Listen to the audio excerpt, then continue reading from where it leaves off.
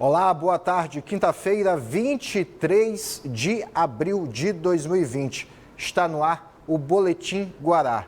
E como nós sempre começamos por aqui, atualizando os casos do Covid-19 aqui no estado do Maranhão, porque a Secretaria de Estado da Saúde registrou 153 novos casos positivos de Covid aqui no estado. De acordo com os dados, chegamos à marca de 1.757 casos positivos, sendo 76 óbitos. Vamos aos números na tela. Aqui, 1.757 casos confirmados no estado do Maranhão, sendo que 171 pessoas estão recuperadas, 76 pessoas evoluíram para óbito, 262 casos de pessoas internadas em enfermaria, 148 casos de internação em UTI, 4.115 casos suspeitos e 3.465 casos descartados no estado do Maranhão. Vamos ver agora a outra cartela que fala da evolução.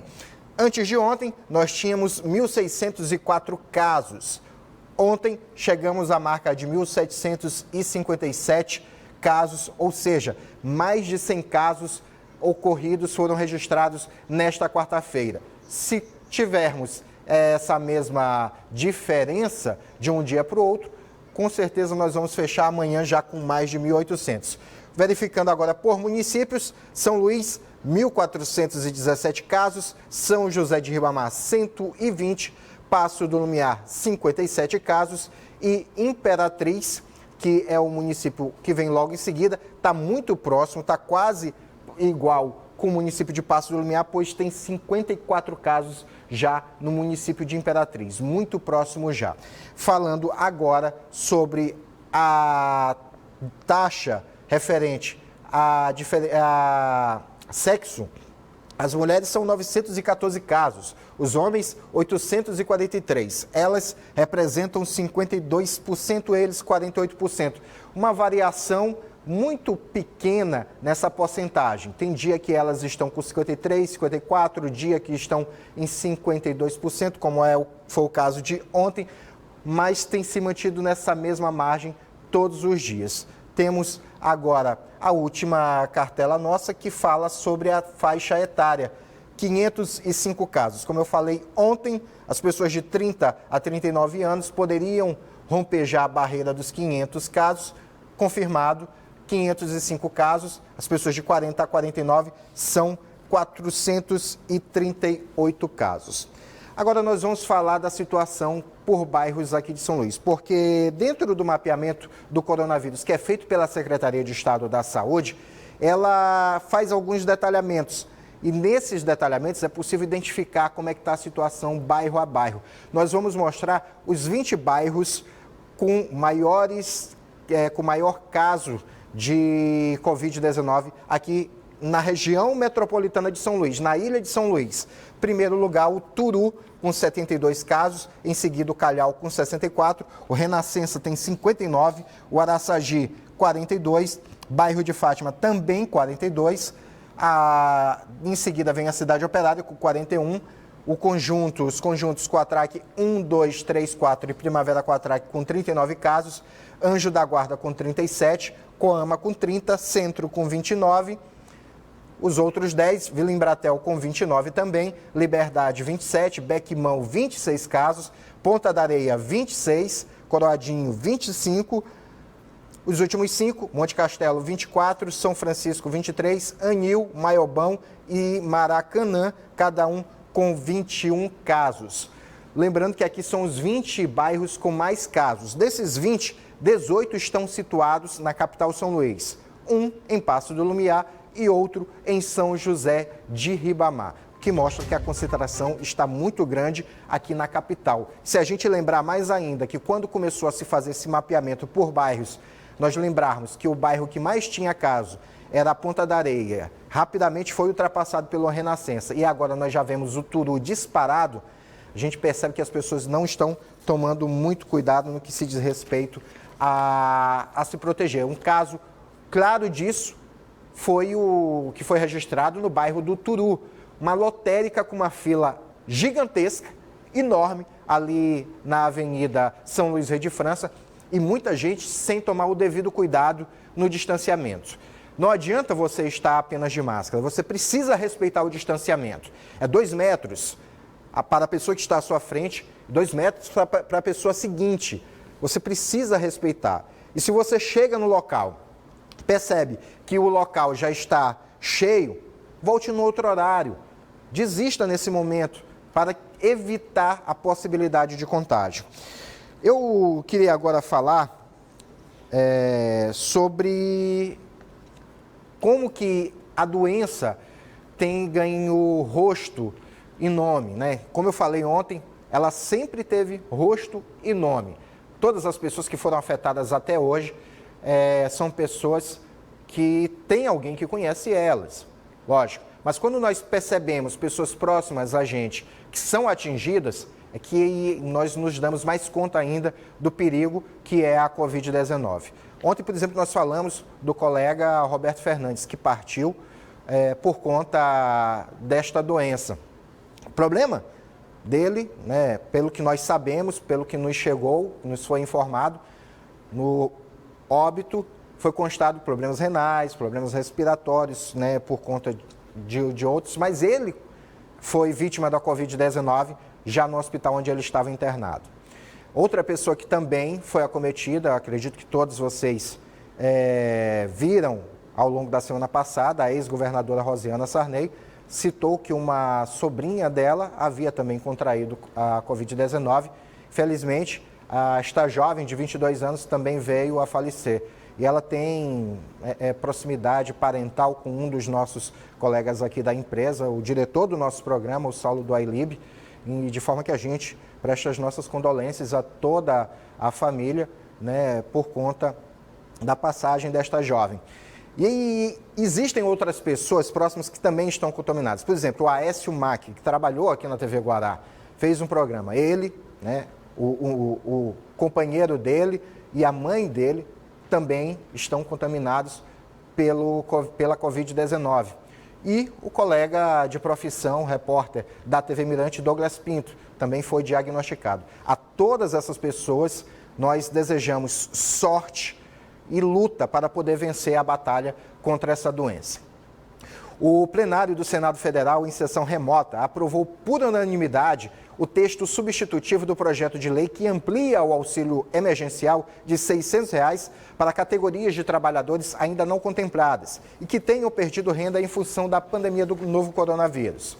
Com a decisão, o Congresso Nacional incluiu mais de 20 categorias na lista de benefício, entre eles extravistas, assentados da reforma agrária, artesãos, profissionais da beleza, como cabeleireiros, ambulantes que comercializem alimentos, diaristas, garçons, motoristas de aplicativos, taxistas e catadores de recicláveis. O texto aprovado proíbe que instituições financeiras façam descontos ou compensações sobre o valor do auxílio emergencial, mesmo que o beneficiário esteja em débito com a Caixa Econômica Federal ou instituição responsável pelo pagamento do auxílio. Também fica proibido recusar a concessão do auxílio emergencial ao trabalhador que não tiver CPF ou título de eleitor regularizado. Fique em casa, voltamos já com o Boletim Guará.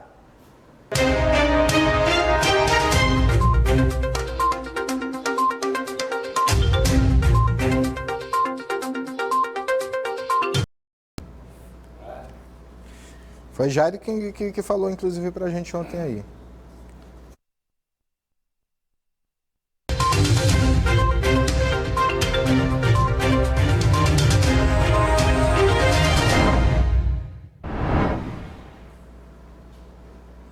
De volta ao Boletim Guará. Caso você tenha perdido alguma informação aqui, acesse o nosso canal no YouTube.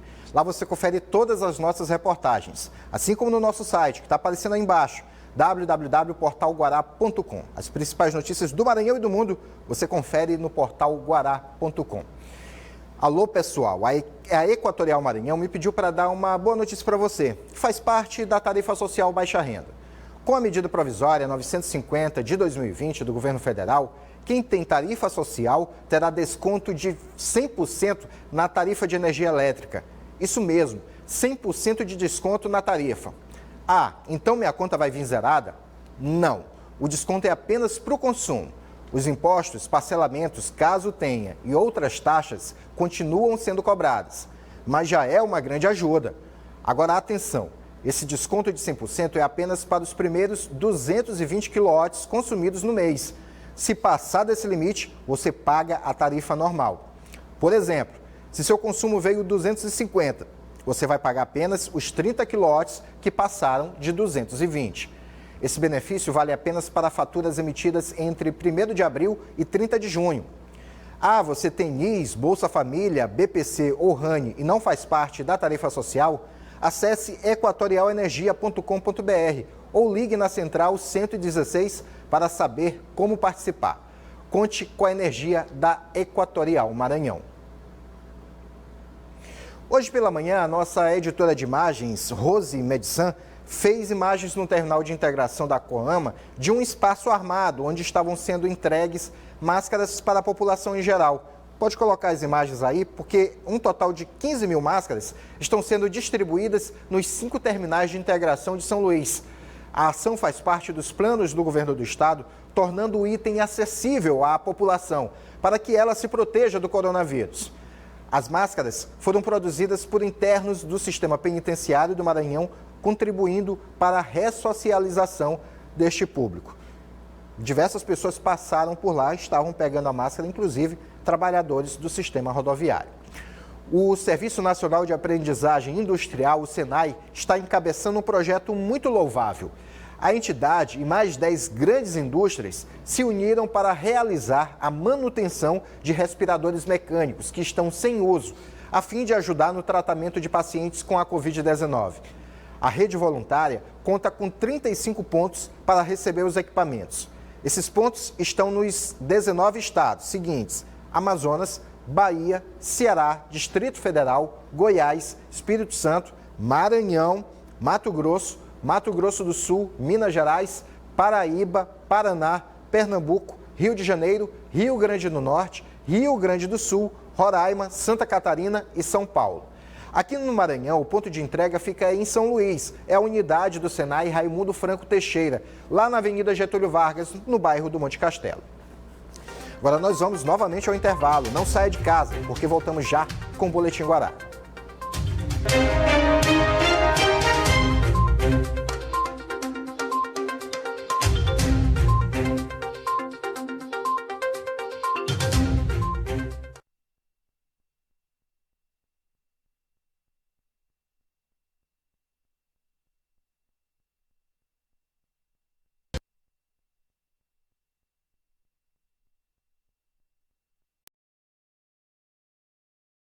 O segundo bloco foi mais curtinho, rapidinho. Beleza.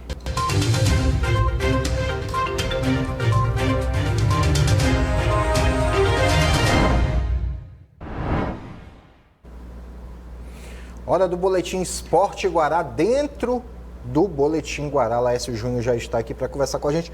Mas antes da gente falar do esporte em si, a gente vai tratar de uma outra questão. A gente falou muito rapidamente ontem, porque nós focamos muito na pessoa do Roberto Fernandes, né? Chocou muito a todos o que aconteceu, mas um outro colega que também partiu. Isso. Eu tive a oportunidade de trabalhar com ele aqui, como eu falei, na extinta TV Tropical, extinta Record News São Luís. O Laércio trabalhou com ele também na Timbira. Trabalhava agora. A gente fala, né, fala do Rony Moreira, partiu dessa também. Ele não foi pelo Covid, né? Foi outra doença que acabou complicando a saúde do Rony, que já sofria com uma doença degenerativa, né? O Rony passava por um problema degenerativo há cerca de 6 anos, né? Batalhava pela vida, mas mesmo assim continuava com esse sorriso no rosto. Era plantão esportivo da Rádio Timbira, até pela sua dificuldade de locomoção. Sim. Começou como repórter esportivo, esteve aqui na TV Tropical, hoje a nossa TV Guará, passou pela Rádio Capital e estava na Rádio Timbira ao longo dos últimos anos, né? Era apresentador do programa Aquecimento Esportivo aos domingos e tinha um conhecimento sobre todos os esportes, que é difícil você encontrar algum profissional que tenha toda essa qualificação, né? Infelizmente vai embora aos 36 anos. Uma perda muito grande para a crônica esportiva do Maranhão. Agora, mudando de assunto, vamos falar sobre o futebol. Sampaio Corrêa tem se movimentado. Tem se movimentado, e o Sampaio contrata esse jogador que você vai ver já já aqui na tela do Boletim Guará, o Léo Costa, volante. O Criciúma queria, o Figueirense também tinha interesse na contratação desse jogador, que é de marcação, de setor de meio de campo, natural de São Paulo, mas com boas passagens pelo futebol mineiro, tem tudo a ver com o Léo Condé, conhece bem o Léo Costa e explica por que o Abuda não ficou. Então, o Léo Costa, volante de 24 anos, revelado pelo Mantiqueira, paulista por nascimento, ele em entrevista a uma rádio do interior de São Paulo, uma rádio comunitária, a velocidade da internet é rápida. O site Futebol do Interior cravou a contratação e o próprio jogador já confirmou que vai chegar para jogar pelo Sampaio Corrêa a Série B do Brasileiro. Léo foi indicação do Léo? Léo foi indicação do Léo, né? O Condé contratou o Costa, pediu a contratação do Costa. E com a chegada do Léo, Sampaio já junta o Léo ao Ferreira, que foi outro dos jogadores que estão confirmados, né? Ainda vamos tentar desvendar o nome dos outros 8 jogadores que virão para o Sampaio Corrêa. 2 dos 10 nós já sabemos. O Léo Costa e o Ferreira estarão no elenco da Bolívia Querida para a disputa do Campeonato Brasileiro da Série B. O Léo Costa tem, inclusive, experiência no futebol internacional, né? A gente vê as imagens. Tem experiência no futebol internacional, enfrentou, inclusive, recentemente Cruzeiro e Atlético Mineiro, né? Um jogador de bom talento e, além de ser um bom jogador na marcação, ele tem boa saída de bola. E isso é importante para um jogador que atua no setor de meio de campo, né? Para você ter uma ideia, o último grande time que encantou o mundo, qual foi? O Barcelona. Sim. Que tinha praticamente um volante jogando de zagueiro, né? Que o Mascherano jogou durante muito tempo como zagueiro da equipe do Barcelona. E o Léo Costa, ele tem essa boa característica, uma saída de bola que vai ajudar demais. E agora o torcedor do Sampaio está naquela expectativa.